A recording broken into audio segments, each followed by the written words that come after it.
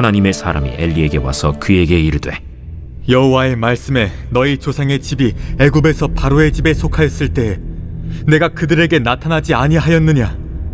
이스라엘 모든 지파 중에서 내가 그를 택하여 내 제사장으로 삼아 그가 내 제단에 올라 분향하며 내 앞에서 에봇을 입게 하지 아니하였느냐?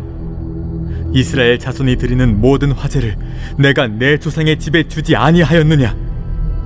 너희는 어찌하여 내가 내 처소에서 명령한 내 제물과 예물을 밟으며 내 아들들을 나보다 더 중히 여겨 내 백성 이스라엘이 드리는 가장 좋은 것으로 너희들을 살지게 하느냐?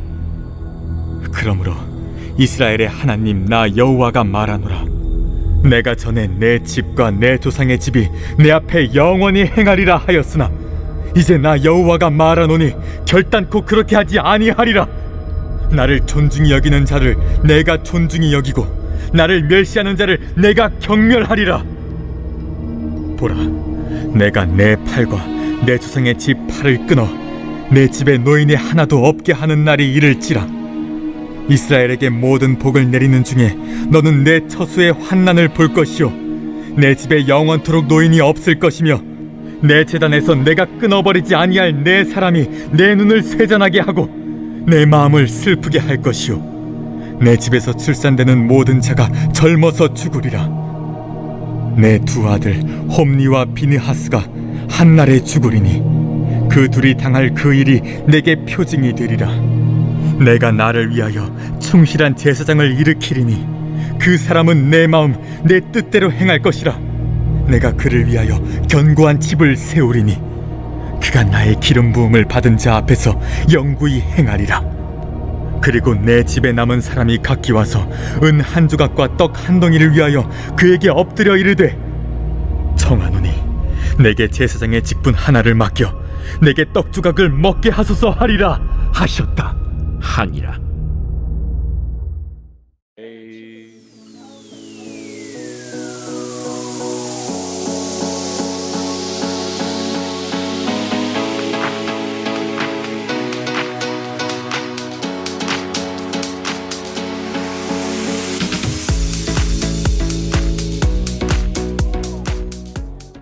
도대체 선하신 하나님께서 왜 약속을 어기시는가? 선하신 하나님께서도 가끔은 약속을 어기실 때가 있습니다 라고 말한다면 성도님들이 에이 말도 안 돼 라고 반응하실 수 있을 것입니다. 그동안 우리들은 하나님께서는 신실하셔서 자신이 하신 약속에 대해서 반드시 지키신다 라는 말씀을 굳건히 믿어왔습니다. 민수기 23장 19절 말씀이 대표적인데 같이 읽어보겠습니다. 시작. 하나님은 사람이 아니시니 거짓말을 하지 않으시고 인생이 아니시니 후회가 없으시도다. 어찌 그 말씀하신 바를 행하지 않으시며 하신 말씀을 실행하지 않으시랴. 우리는 이렇게 하나님은 말씀하시면 거짓말을 하지 않으시고 완전히 약속을 지키신다고 지금까지 믿어왔습니다. 그런데 제가 가끔 약속을 어기신다라고 말하니까 에이 아닌데 라고 하는 성도들이 분명히 있을 줄로 생각합니다. 그런데 하나님은 약속을 안 지키실 때가 있습니다. 가끔 약속을 취소하실 때가 있습니다. 왜 그런지를 오늘 본문을 통해서 확인해 보도록 하겠습니다. 오늘의 본문은 엘리 제사장에게 이름을 알 수 없는 어떤 하나님의 선지자가 찾아옵니다. 그래서 너와 너의 아들들의 악행이 너무나도 극심하기 때문에 내가 아론부터 시작된 제사장의 직분을 대를 이어서 너희 집안에만 주었는데 그 대대로 영원토록 주겠다고 한 제사장 직분을 오늘부로 취소하겠다. 약속을 더 이상 지킬 수가 없다. 라고 하면서 약속을 파기시키는 장면이 나옵니다.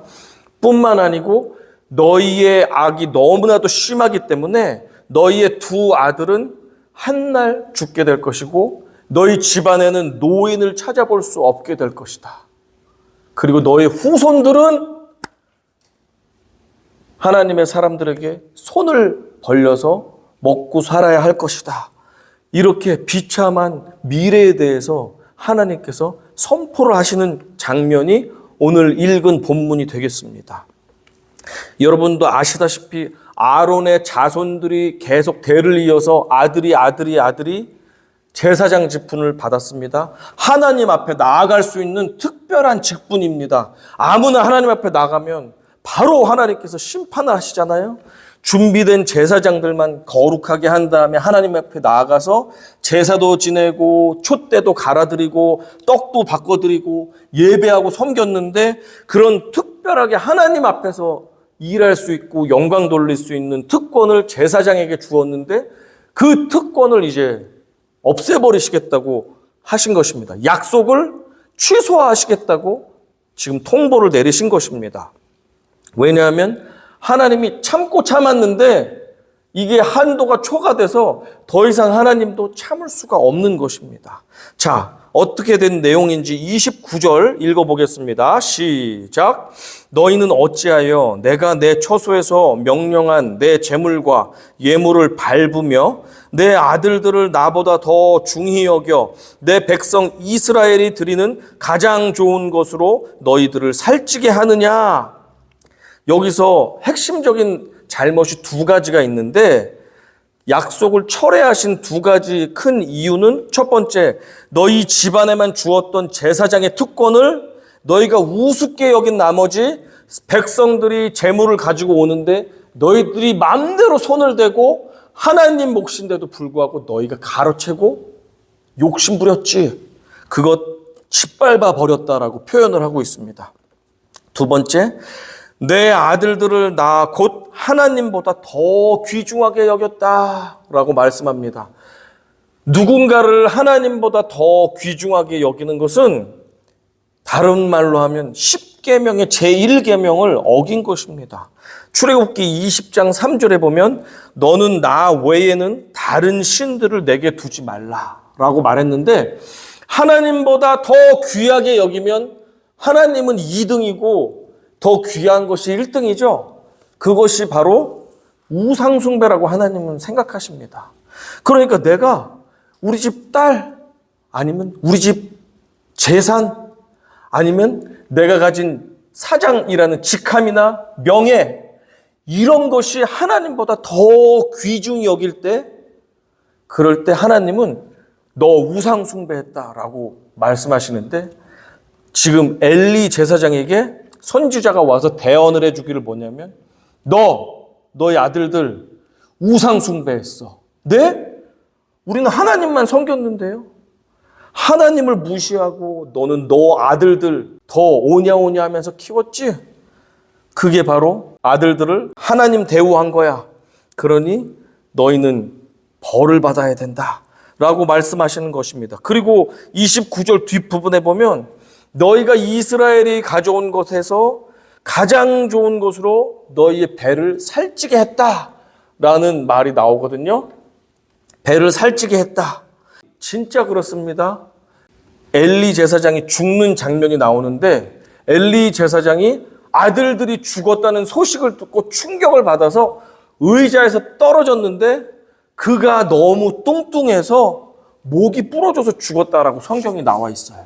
그러니까 제 백성들이 가져온 기름진 것, 하나님께 드려야 하는 제물을 이 제사장들이 빼돌려서 자기들이 먹었잖아요.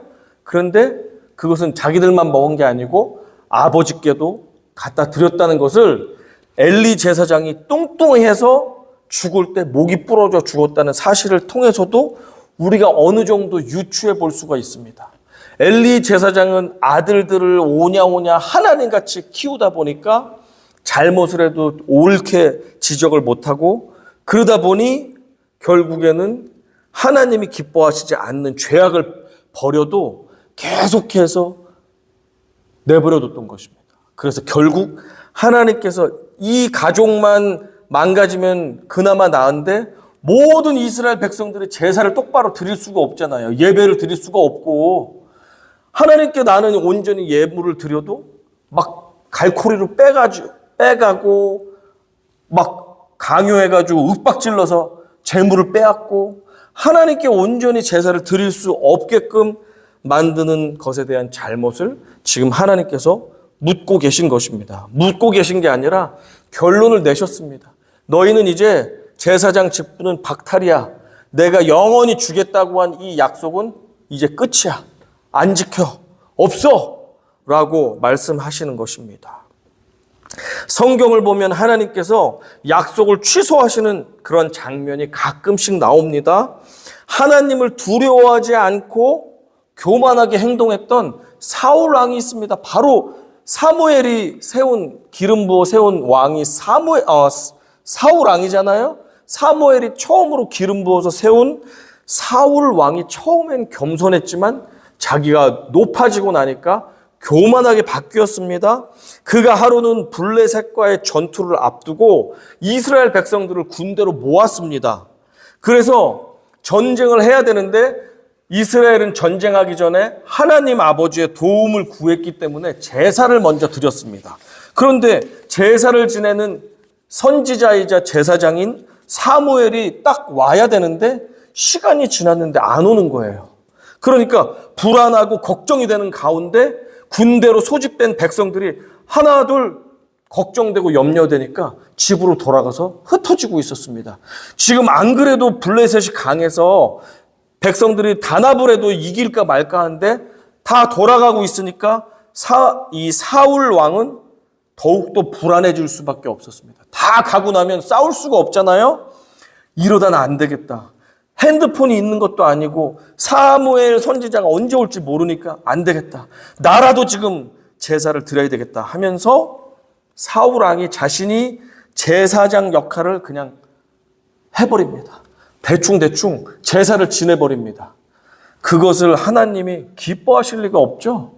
늦게 오더라도 하나님께 이 전투를 맡겨드립니다 하는데 못 맡기잖아요. 그러니까 지금 한 명이라도 군사들이 남아있을 때 전투를 해야 되니까 대충 제사를 때우고 전쟁에 나가려고 한 것입니다. 하나님은 하나님을 신뢰하지 못하고 자기 군사력으로 전쟁하려고 하는 온전하지 못한 사울 왕에게 실망을 너무나도 해버렸습니다. 그래서 사무엘이 제사 직후 도착했어요. 그리고 보니까 너무 황당하잖아요. 자기가 북치고 장구치고 다 하면서 하나님 도와주세요 하고 전투 나가려고 하는 그 모습을 보면서 하나님이 주신 마음을 전했습니다. 사무엘상 13장에 이렇게 나와 있습니다. 지금은 왕의 나라가 길지 못할 것이라 여호와께서 왕에게 명령하신 바를 왕이 지키지 아니하였으므로 여호와께서 그의 마음에 맞는 사람을 구하여 여호와께서 그의 백성의 지도자로 삼으셨느니라 하고 이미 이 사람의 임기를 끝내고 새로운 사람을 뽑았다라고 말씀하고 있습니다. 하나님께서는 사울 왕에게 왕권을 주시기로 약속을 했습니다. 그리고 기름을 부어서 왕이 되게 하셨습니다. 하지만 사울 왕이 하나님께 순종하는 것을 멈출 때 왕권의 약속도 끝나게 되었습니다. 하나님이 약속했으니까 계속 줘야 되잖아요. 그러나 개판을 치고 형편이 없게 하면 불순종하고 불결하게 하면 아무리 좋은 약속을 주셔도 하나님이 자격이 안 되는 사람에게는 약속을 끝까지 이행해 주시지 않는다는 사실을 우리는 발견할 수가 있습니다. 또 한 예가 출애굽한 백성들에게 나오는데 백성이 출애굽을 하자마자 홍해를 건너자마자 어떤 일이 있었냐면 물이 떨어지게 됐습니다.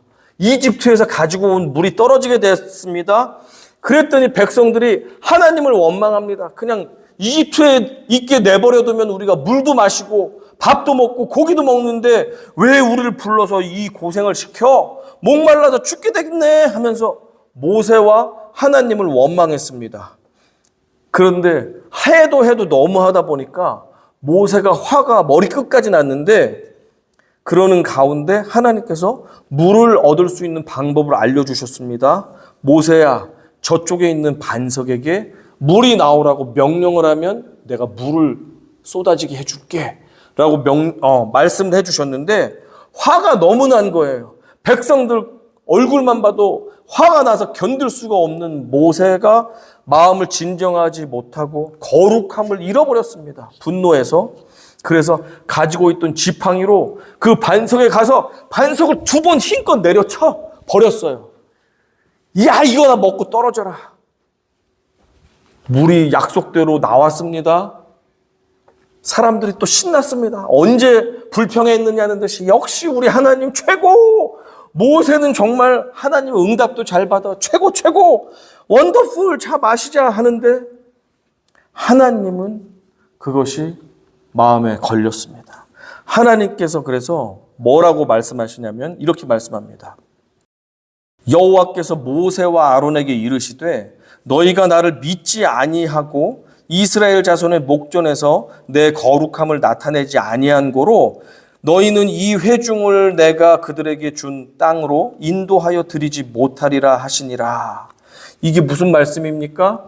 그 전에는 모세야 아론아, 내가 너희를 통해서 이스라엘 백성들을 이 이집트에서 가나안 땅까지 들어가게 해주겠다. 젖과 꿀이 흐르는 땅에 너희들도 다 인도해 주겠다라고 약속을 했습니다. 약속을 하셨습니다. 그러나 모세가 자신의 거룩함 지키지 못할 때, 불순종할 때 하나님은 그 약속을 이거 취소, 이 약속 없던 거야 하면서 취소하시는 모습을 우리가 볼 수가 있습니다. 자, 한 가지 더 사건을 보겠습니다. 하나님께서는 솔로몬에게 영원한 성전을 세우겠다고 약속해 주셨습니다. 그래서 솔로몬이 세운 그 성전은 멸하지 않고 영원히 이 전에서 내가 살겠다. 너희의 예배를 이곳에서 드리게 하겠다라고 약속을 했지만 한 가지 조건을 주셨습니다. 그 조건이 무엇이냐면 열왕기상 9장에 나옵니다. 자, 읽어보겠습니다. 시작. 만일 너희가 너희의 자손이 아주 돌아서서 나를 따르지 아니하며 내가 너희 앞에 둔 나의 계명과 법도를 지키지 아니하고 가서 다른 신을 섬겨 그것을 경배하면 내가 이스라엘을 내가 그들에게 준 땅에서 끊어버릴 것이요 내 이름을 위하여 내가 거룩하게 구별한 이 성전이라도 내 앞에서 던져버리리니 이스라엘은 모든 민족 가운데에서 속담거리와 이야기거리가 될 것이며. 이렇게 하나님께서 내가 너희를 축복해서 내가 거하며 너희가 영원히 예배드릴 이 성전을 허락하겠지만 한 가지 조건이 있는데 너희가 다른 신을 섬기거나 내 말에 순종하지 않을 때, 그럴 때는 내가 이 성전 내 집이라 할지라도 내가 이 집을 부서뜨리겠다. 그리고 너희는 이방인들의 조롱거리가 되게 만들겠다. 못된 하나님이라서 그런 것입니까? 아니죠. 제발 좀 우상 숭배하지 말고 거룩하게 나만 잘 이 성전에서 섬겨라. 알겠지? 그러면 영원히 너희와 함께 있을게. 이 성전이 결코 무너지지 않게 해줄게. 하지만 너희가 약속을 안 지키면 다 없애버릴 거야. 그러니 제발 너희가 거룩하게 이 성전이 지켜질 수 있게 도와라. 그렇게 약속하자라고 하나님이 하신 것입니다. 그런데 결국에 어떻게 됐습니까? 이방 나라가 와서 나중에 몇백 년 뒤에 성전을 다 허물어뜨려 버렸습니다. 하나님께서 그렇게 무너지도록 허용을 하셨습니다. 왜냐하면 이 조건인 우상 숭배하지 말라 그랬는데 우상 숭배를 엄청 했습니다. 이스라엘 백성들이. 왕이 바뀌어도 계속 우상 숭배를 하고 하나님은 저쪽에 있고 완전 다른 형상 가지고 절하고 예배드리고 그렇게 계속 하다 보니까 하나님이 더 이상 참을 수가 없으셨습니다.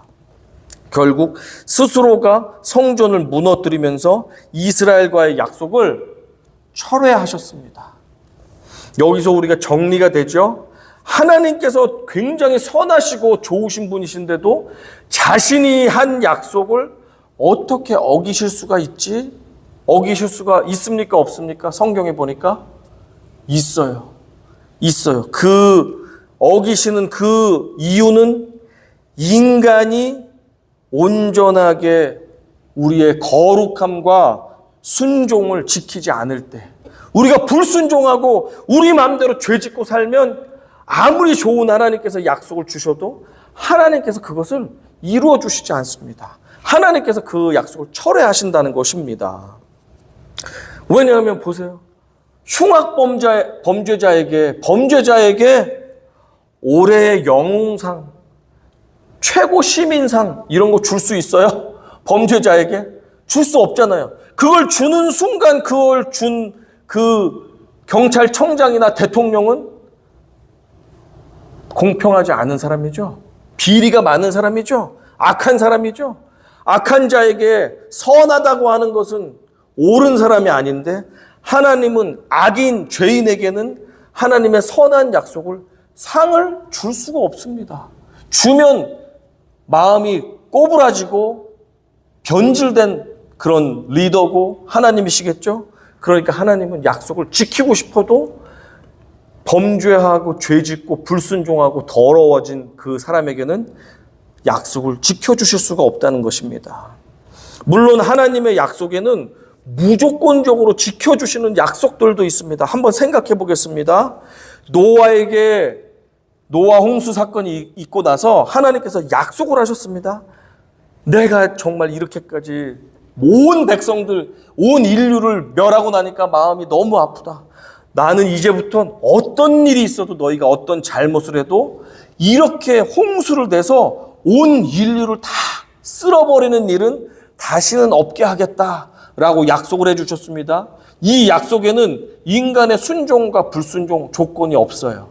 무조건적으로 다음에 온 인류를 멸하는 홍수는 없게 하겠다. 국지적으로 어느 지역에 홍수는 있을 수 있지만 온 세상을 한 번에 쓸어버리는 홍수는 없게 하겠다고 약속하셨고 지켜주셨습니다. 자, 또 아브라함 언약을 보면 내가 너희의 자손들을 별과 같이 많게 하겠고 가나안 땅을 그들에게 기업으로 주겠고 그들에게 복을 내리겠다라는 약속을 주신 것도 이스라엘 백성들이 잘하고 순종하면 주겠다, 안 하면 안 주겠다가 아니고 무조건 너희의 자손들에게는 내가 내 백성으로 삼아서 복을 주겠다라고 약속을 무작정적으로 하셨습니다. 다윗과도 약속을 하셨는데 너희의 후손에게 내가 이 땅에 견고한 후손들을 통해서 이 땅에 온전한 하나님 나라를 세우겠다라고 다윗에게 약속을 해주셨거든요. 그것도 너희 백성들이, 너희 후손들이 잘 못하면 안 해준다라는 게 없습니다.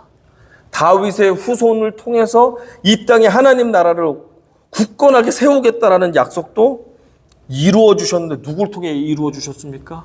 다윗의 후손인 예수 그리스도를 통해서, 다윗의 오랜 후손인 예수 그리스도를 통해서 다윗의 이 하나님의 이 나라가 이 땅 가운데 세워지는 그 역할을 하나님은 약속을 이루어 주셨습니다. 이렇게 하나님과 인간 사이에 맺어지는 약속에는 대부분 보이지 않는 조건이 있는데 그 조건은 순종과 거룩입니다. 그래서 순종과 거룩은 부동산 거래를 할 때 우리가 특약사항이 있잖아요. 특약사항, 이것은 특별히 지켜야 됩니다 하는 특약사항이 바로 순종과 거룩인 것입니다. 아시겠죠? 순종과 거룩은 하나님이 우리에게 어떠한 약속을 하시든지 이 하나님 앞에 순종할 때, 그리고 우리가 죄를 짓지 않고 더럽혀지지 않는 거룩함을 유지할 때 하나님 약속은 결국에는 반드시 성취된다는 것을 우리가 알 수가 있습니다. 이것이 대표적인 약속의 장면인 십계명을 딱 주시는 그 장면을 보면 알 수가 있습니다. 세계가 다 내게 속하였나니 너희가 내 말을 잘 듣고 내 언약을 지키면 너희는 모든 민족 중에서 내 소유가 되겠고 라고 특약사항을 십계명을 주시기 전에 먼저 지적을 해주시는데, 특약사항에 보면 너희가 나에게 순종할 때 나는 모든 것을 이것을 주겠다라고 약속을 하고 계십니다. 이렇게 하나님의 약속은 인간이 순종과 거룩함을 지속할 때만 유효합니다. 그러니까 우리가 늘 정결하게 하나님이 무엇을 말씀하실 때 아멘하고 순종한다면 결국에 하나님이 우리에게 주신 약속들은 다 받게 되어 있습니다. 인간이 못 받는 이유는 우리가 하나님 말씀에 그냥 불순종해 우습게 여기기 때문에, 그리고 늘 죄악 가운데 넘어지고 그냥 불결할 때 하나님은 약속을 주시고 싶어도 줄 수가 없는 것입니다. 이러한 원칙은 인간과 인간 사이의 약속에서도 동일하게 적용되는 것을 볼 수 있습니다. 미국의 독립전쟁 때에 대륙군의 총사령관이었던 조지 워싱턴, 그리고 베네딕트 아놀드라는 장군이 있었는데, 이 워싱턴은 베네딕트 아놀드 장군을 굉장히 신뢰했습니다. 왜냐하면 그는 용맹했고 지혜로웠고 아주 일을 잘했습니다. 그러다 보니까 그에게 높은 지위와 명예와 또 임무를 약속을 해주었습니다. 당신이 이 나라를 지켜줘야 되겠습니다. 내가 가장 높은 지위 그리고 이런 조건들과 명예를 줄 테니 이 나라를 위해서 좀 최선을 다해서 싸워주세요 라고 하면서 약속을 해주었습니다. 그런데 이 약속에는 명시되진 않았지만 보이지 않는 특약사항이 있었습니다. 이 특약사항은 어떤 것이냐면, 그렇지만 당신이 마음껏 이 나라를 위해서 전쟁을 해도 되지만 내 말에는 순종해 주세요 라고 하는 보이지 않는 특약사항이 있었습니다. 왜냐하면 대륙군의 총사령관은 조지 워싱턴이고 이 아놀드 장군은 자기 밑에 부하 수하의 장군이잖아요. 그러니까 당신에게 모든 책임과 권한을 주지만 내 말에는 순종해 주세요 라는 특약사항이 있었는데도 불구하고 아놀드가 특약사항대로 워싱턴의 말에 순종을 하질 않았습니다. 조지 워싱턴은 특별히 중요한 웨스트 포인트라는 요새를 잘 지켜달라고 하면서 최고의 지위를 주고 많은 명예와 전력들을 다 주면서 모든 것을 지원해 주었는데, 베네딕트는 제대로 순종을 하지 않고 전쟁을 해야 되는데 전쟁을 하지 않는 것입니다. 자꾸 불만만 얘기하는 것입니다. 이렇다 저렇다 말만 많이 하는 것입니다. 그러면서 또 탐욕이 많았습니다. 그러니까 말도 안 듣고 전쟁도 안 하고 생각한 것과 다르게 전쟁에서 싸우질 않으니까 조지 워싱턴이 실망할 수밖에 없었습니다. 그런데 어느 날 이 베네딕트 아놀드 장군이 최고의 전략지인 웨스트 포인트 요새를 영국군에게 돈을 받고 팔아먹은 사실을 알게 됐습니다. 이런 말이 안 되죠. 자기 지금 중요한 전쟁에서 영국하고 싸워서 이겨서 독립을 해야 되는데 그 최고 전략지를 돈을 주고 밑거래를 해서 팔아먹은 거예요. 그것을 알게 된 조지 워싱턴이 약속이니까 계속 그를 장군으로서 임용하면서 계속 월급도 주면서 병사도 붙여주면서 그렇게 해야 됩니까? 약속을 지켜야 됩니까? 아니죠. 이미 워싱턴에 대해서 순종을 하지 않고 나라를 팔아먹는 일을 하는 이 아놀드 장군은 약속에 대한 대가를 받을 자격을 상실했습니다. 그러니까 조지 워싱턴은 그 즉시로 아놀드의 모든 장군의 직위를 박탈하고 모든 약속했던 그 약속들 철회하였습니다. 당연하죠. 인간에서 있어서도 서로가 신뢰를 쌓고 최고 사령관의 말에 순종하고 복종하면서 그 역할을 감당할 때 약속이 주어지는 것인데, 그 순종도 하지 않고 정결함도 잃어버리지 않고 나라에 대한 신의도 다 잃어버리고 나라를 팔아먹는 사람에게 약속을 지킨다는 것 자체가 불의고 불공평한 것입니다.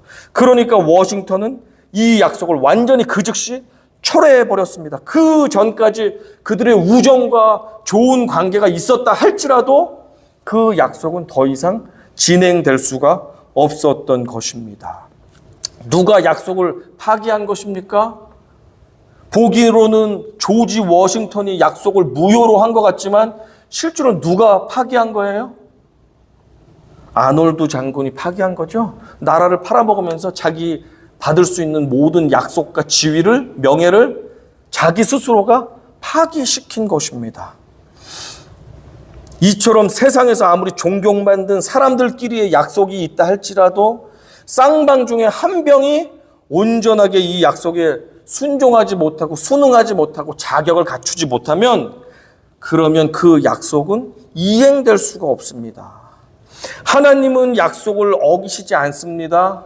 하지만 그 약속을 받은 인간이 하나님 앞에서 불순종할 때, 그리고 우리가 정결하지 못할 때, 죄 짓고 음탕하고 거짓하고 우리가 악하게 살아갈 때 하나님은 그 약속에 맞는 그 특별한 특권과 선물을 주고 싶어도 우리가 받을 수가 없는 거예요. 우리가 너무 더럽고 불결하고 불순종하는 자에게 최고의 의인상의 상을 줄 수는 없는 것입니다. 그래서 하나님께서는 약속을 취소하실 때가 종종 있습니다.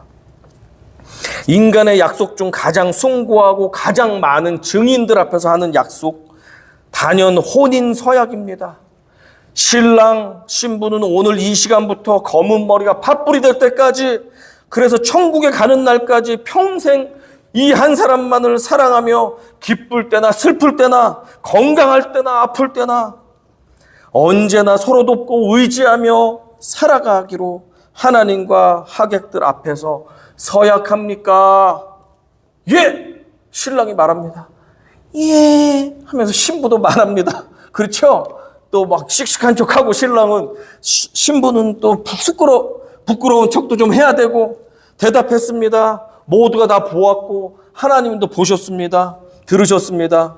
그러나 둘 사이에는 약속이 있지만, 약속도 했지만 보이지 않게 서로가 서로에게 순종하고 정결함을 지키고 서로 존중할 때만 이 약속이 유효하지, 서로가 막 함부로 대하고 무시하고 욕하고 업신여기고 그리고 아무렇게나 부정행위를 막 하고, 사랑하는 배우자가 있는데 그냥 다른 데 가서 부정행위를 하고 이렇게 되는데도 그 약속을 지키라고 하는 것은 아닙니다. 지켜서도 안 되고요. 그렇기 때문에 인간관계에서의 약속, 또 하나님과 인간 사이에서의 약속에 있어서도 우리가 진실되게 그 약속에 맞게 서로가 순종하고 신실하게 행동하고 진실하고 흠이 없게 더럽지 않게 우리가 그 우리의 정결함을 지켜나가야지만 이 약속은 유지될 수 있는 것입니다. 사랑하는 여러분, 엘리 제사장의 실패는 단순히 옛날 이야기만이 아닙니다. 하나님보다도 자식을 더 사랑하고 우리의 재산과 재물을 더 사랑하고 나의 유익을 더 사랑하는 그런 모습이 우리 가운데 있다면 우리에게도 엘리가 받았던 그 책망과 심판은 우리에게도 찾아올 수 있습니다. 그러나 감사하게도 하나님께서는 우리가 실패했다 할지라도 우리를 그냥 내버려 두고 엘리처럼 그냥 패가망신하게 하지 않으신다는 사실입니다. 왜냐하면 하나님께서 충성된 제사장을 내가 다시 세우겠다라고 약속하셨고, 그 충성된 제사장은 사무엘을 통해서 1차적으로 응답이 됐습니다. 그렇죠? 그리고 결국에 궁극적으로 예수 그리스도, 우리의 영원한 대제사장이신 예수께서 오시면서 그것이 완전하게 지켜졌습니다. 그래서 이 참 대제사장이신 예수 그리스도는 우리가 때로는 순종도 잃고 거룩함도 잃고 죄에 넘어지기도 하고 그러면서 하나님을 근심스럽게 할지라도 우리가 그 자리에서 깨닫고 우리의 의로우신 대제사장 예수 그리스도를 붙잡고 우리가 회개하면 하나님께서 예수를 모시고 우리의 죄를 용서해 주시기로 약속해 주셨습니다. 그러니까 우리는 뻔뻔하게 하나님 앞에 나아갈 수는 없지만 예수를 붙잡고 나아간다면 우리가 실패를 하고 때로는 넘어지고 불결하고 불순종하고 오늘도 가족들에게 소리도 지르고 성질도 내고 또 하나님 앞에서 하나님 기뻐하시지 않는 죄악을 저질렀다 할지라도 깨닫고 우리가 뉘우치고 예수만을 붙잡으면 우리의 의로우신 대제사장께서 우리를 심판하시지 않고 용서해 주시기로, 그래서 내가 너를 위해서 십자가에서 죽었다. 그래, 네가 잘못을 인정하고 회개하는구나. 다시 또 우리가 힘내서 가자. 정결을 회복하자 하면서 우리를 이끌어 주시는 대제사장이 되십니다. 때로는 우리가 실패한 제사장 같을 때도 있습니다. 우리는 약속을 우리 스스로가 깨트리기도 합니다. 그리고 우리의 삶도 깨어지는 것 같은 때도 있습니다. 아, 이렇게 내가 예수 믿는 사람인데 이렇게 살아야 되겠나? 아니, 이 사람은 우리 가족, 예수 믿는 이 가족이 이렇게 살아도 되겠나? 이렇게 하나님께 예배하지 않고 이렇게 살아도 되겠나? 자기 즐거운 대로만 살아가는 이게 옳은가? 할 때도 우리가 있지만 그럼에도 주님 불쌍히 여겨주십시오. 저는 연약합니다. 제가 죄로 알고 깨닫습니다. 용서해 주시옵소서 할 때 엘리가 받았던 심판이 우리에게 미치지 않는다는 사실이 우리를 위로해 주고 우리를 격려해 줍니다. 우리에게 필요한 것은 무엇입니까? 넘어진 그 자리에서 다시 일어나서 십자가와 부활의 은혜를 바라보며 대제사장 예수를 붙잡으면 우리에게는 소망이 있습니다. 성도 여러분, 하나님의 사람이 우리 앞에서 심판을 선언하기 전에, 그럴 때가 이르기 전에, 늦기 전에 이미 우리를 위해 십자가에 서신 예수 그리스도만을 바라보기 원합니다. 우리 가족들 간의 관계에 있어서도, 또 직장에 나가서도, 또 세상의 어떤 커뮤니티나 모임에 가서도, 때로는 교회에 와서도 우리가 순결함과 순수함, 또 순종함을 때로는 잃어버릴 때가 있지 않습니까? 그러나 그럴 때마다 다시 내가 또 놓쳤네. 다시 주님만 바라봐야지. 내가 힘들고 내가 손해볼 것 같고 내가 지는 것 같지만 내가 이번에도 주님 말씀에 다시 한번 순종하고 내가 이겨내겠더라. 이렇게 결단하면서 나아갈 때 주님은 우리에게 받았던 모든 약속들을 완성해 주시고 성취되게끔 해 주실 것입니다. 고린도 후서 1장 20절 말씀 읽고 말씀 마치겠습니다. 자, 시작. 하나님의 약속은 얼마든지 그리스도 안에서 예가 되니 그런즉 그로 말미암아 우리가 아멘하여 하나님께 영광을 돌리게 되느니라. 여러분, 예수만 바라보십시오. 예수 안에 있을 때 하나님의 약속은 언제나 yes, 예, 그리고 아멘, 아멘으로 성취된다는 사실입니다. 이 은혜를 붙잡을 때 우리는 엘리처럼 약속을 빼앗기지 않고 예수 그리스도 안에서 다시 시작할 수 있습니다. 이 사실을 우리가 믿고 믿음으로 승리하시고 우리가 약속을 깨트리는 일이 없도록, 하나님이 약속을 취소하지 않도록 우리가 늘 자신을 정결하게 하고 입으로 마음으로 죄짓지 않고 진실하게 승리하는 우리 모두가 되기를 간절히 축원합니다.